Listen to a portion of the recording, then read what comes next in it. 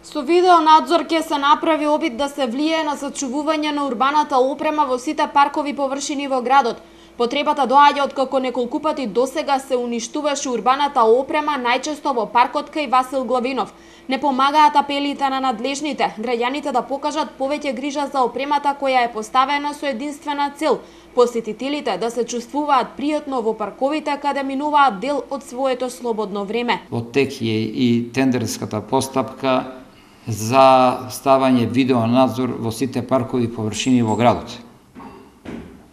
Тоа значи дека ќе поведеме на построга контрола и нормално ќе поднесуваме пријави сите оние што ќе влезат со моторни возила во сите овие зони што ги кажавме. Истовремено, морам повторно да констатирам за жал дека имаме повеќе од 50 тотално уништени клупи во градот.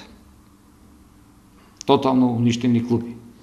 Можете и самите да проверите, може да го видите Дизни паркчето како изгледа, може да го видите и паркот Васил Главинов како изгледа. Покрај клупите континуирано се уништуваат и корпите за отпадоци во градот. Во изминатиот период беше евидентирано и уништување на урбаната опрема и цевководот на езерото Младост.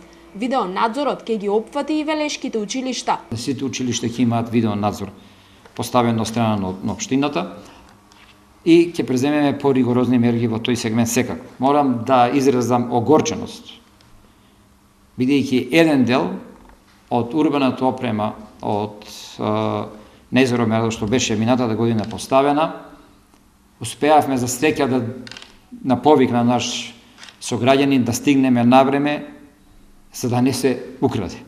Надлежните се надеваат дека видеонадзорот ќе помогне да се сочува урбаната опрема и во иднина парите од буџетската каса да се трошат за набавка на нова, а не за реконструкција на постоечката.